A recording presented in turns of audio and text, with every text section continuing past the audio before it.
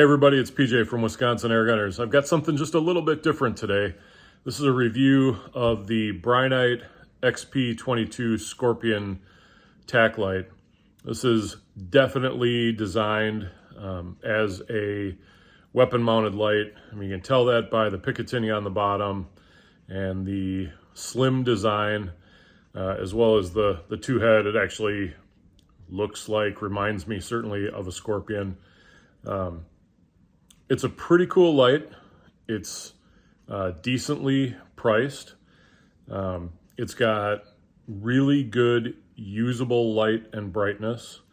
And the strobe on it is an actual tactical strobe. It is not, and I'll show you some video of this, it is not a SOS strobe, you know, where it's just like blink, blink, blink. It is a blind your opponent kind of strobe. So, full disclosure, the good folks at Brinyte sent this to me for review. You guys know, if you've been around the channel for a while, I don't do a review on a product that I don't actually like. So the fact that you're seeing this video should be an endorsement of it, I guess, to the extent that I'm in a position to endorse flashlights. I've been using it for a couple of months now. I've taken it out in the dark, done some room and building clearing drills, and it does absolutely everything you could want a light to do. I was a little bit skeptical of the kind of two-head design. And by skeptical, what I mean is I sort of thought there was going to be a point where the light converged and it was going to be awesome, but then it was going to kind of spread out. And I don't know how they did it, but I haven't actually seen it. When you have it mounted, and you guys will see video of it, when you have it mounted and you're shining around, it looks like one single beam of light when actually it's two heads converging on that spot. Like I said, I don't understand how they worked it.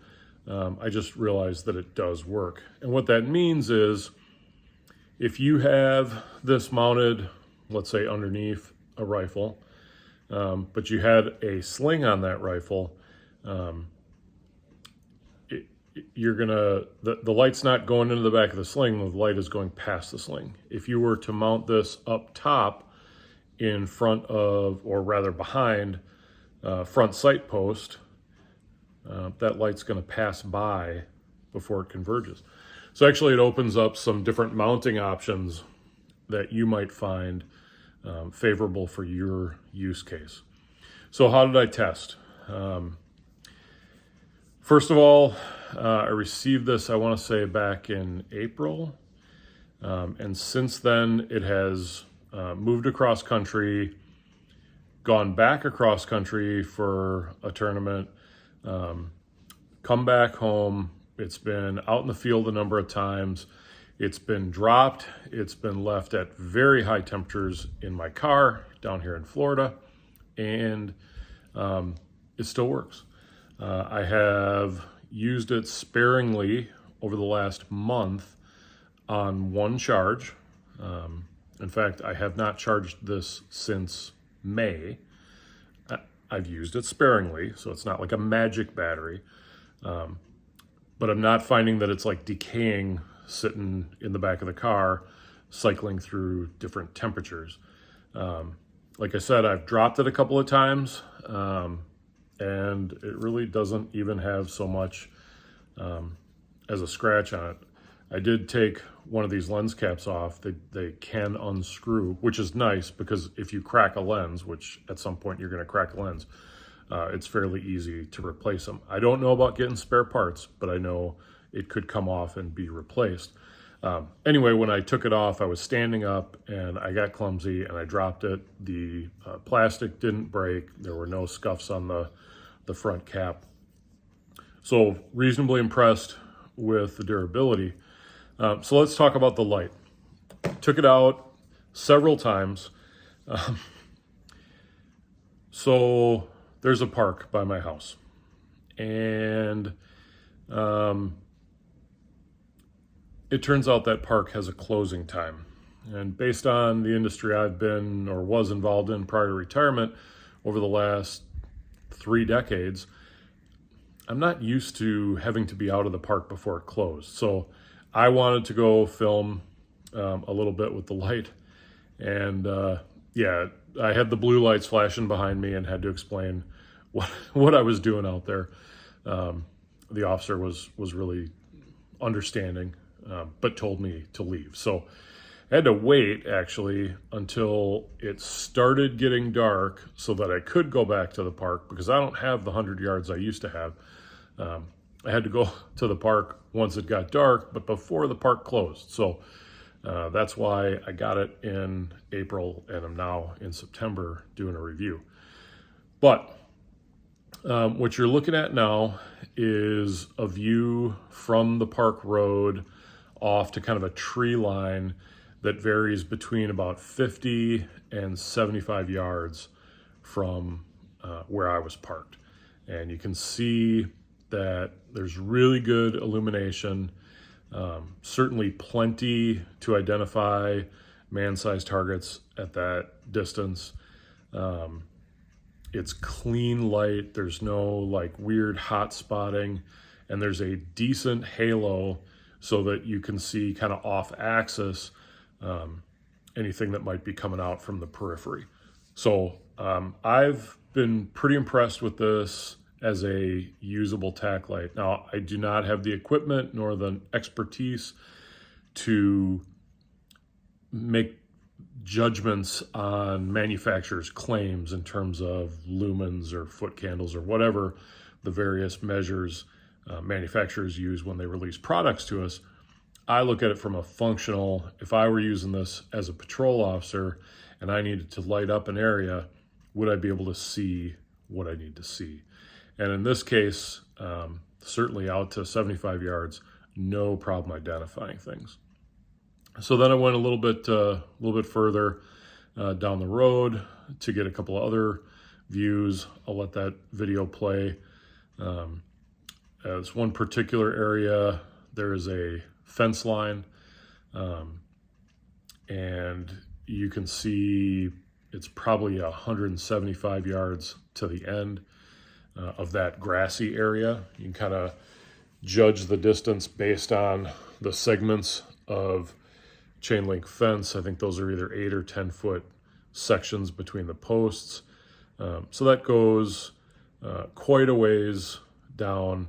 And again, anybody in that field, you would be able to see and identify using this light. I also did some testing with the strobe to try and show you. I don't think it shows as well on camera as it does in real life or in person. I guess that's the way to put it. It is a very fast, disorienting kind of strobe that would absolutely take away somebody's night vision. So that's what you want. I will say you have to do a double press pretty quickly on the button. And because of how that button is situated, it's a very useful button, okay? If you just push it, it goes on. Push it, it goes off. If you push and hold, the light will blip. You have to kind of double push it to get it in the strobe, but at the end of the double push, you have to hold it to hold the strobe. When you let it go, it turns off. So it works, but you do have to practice just a little bit. If I push and hold, it comes on and it goes off when I release it. So quick push, turn it on, hold, it'll go off, double for strobe. So the video on it isn't like, it doesn't convey really how distracting that that strobe function would be if you were on the other side of it.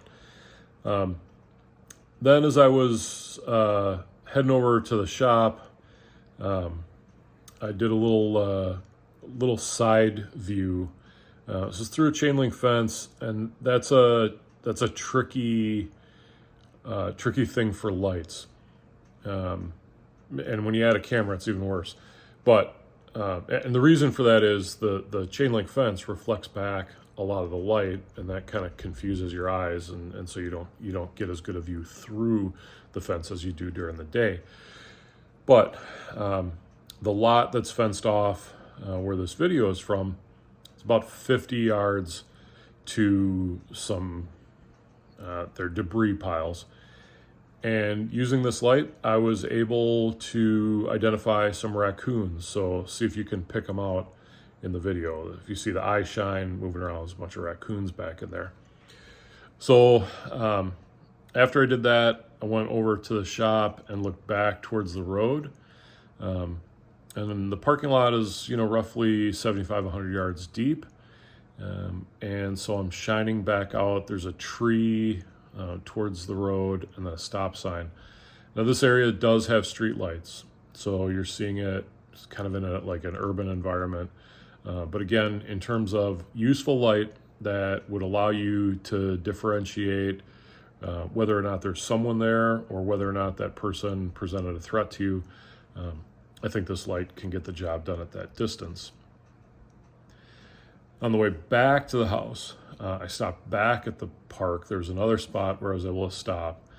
And so what I wanted to do was compare the light output to the headlights on my 2019 Subaru. So that's what you're seeing in this segment. You're seeing the headlights on the car on, and then I turn the flashlight on. I'm holding the flashlight outside the car. And the light is at least equal, if not a little brighter, than my regular headlights. It is. Definitely, you can tell in the footage, when you're watching it now, the light adds something to what's there, and certainly is at least equal to, but I think a little bit stronger than the headlights. Now, the headlights have two headlights spread farther apart, and they're casting more light kind of laterally. So when I turn the lights off, you'll see, that it's still bright, but it's more focused in the center.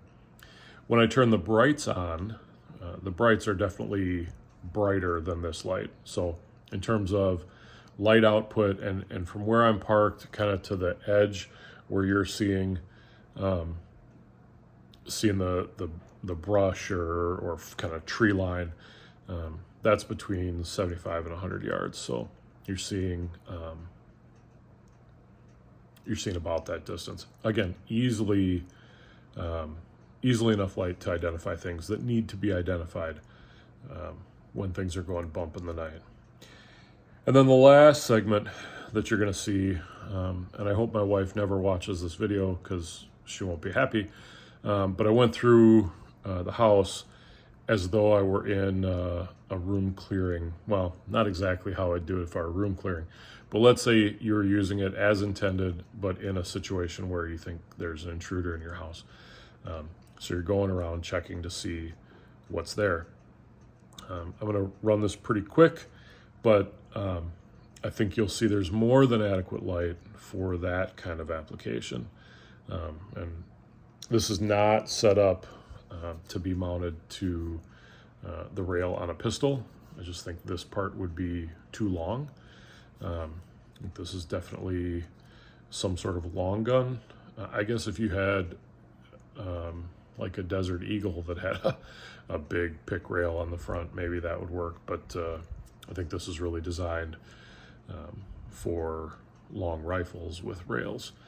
And I think this absolutely would get the job done. So there are some things I like and some things that maybe in a future version they would change. Like I mentioned before, not a huge fan of the double push and then hold it for the strobe. I wish on a double push it would go into strobe and stay in a strobe until I press it again to keep it on. I do like how they've got it set so when you do a momentary push and then turn it off, it goes on and off. And I understand the programming for push and hold, and then when you release it, it goes off like you're blipping the light. that makes sense. But I wish when I did a double push and let it go, it would start strobing and just keep strobing till I push it again. So I'd put that as a negative. It uses some kind of lithium battery, which gives you that really sleek form factor, and I'm a fan of that. It has a little magnetic charger thing, like actually you take the cable, you plop it on there, it self-centers it, and it starts charging right away. So there's no possibility of any moisture getting in there or anything like that. There's no, USB this, USB that. And I really like that system for charging, especially if I were still on patrol and wanted to keep this a rifle that I was going to have in a vehicle. The only problem is those cords aren't super common. It's easy to misplace a cord, and once you've misplaced it, you're kind of out of luck. So if it were like USB-C with a plug in it, it would probably be less waterproof or resistant or whatever they say it is. But it would be easier to swap something out in the event that you lose the cord. So that's both a pro and a con. But in the end, for everything I need a tack light to do on a rifle, the Scorpion gets it done. So if you were to ask me, is it worth picking up? I would say definitely yes. I'd like to thank again the folks at Brinyte for sending this out for review. I expect this will be something that I use, hopefully for a long time. And it's entirely possible if they make the offer, I'll be able to do some other reviews of their products, and hopefully that's of use to you folks out there. So until the next video, everybody, shoot safe, shoot straight. I'll see you around.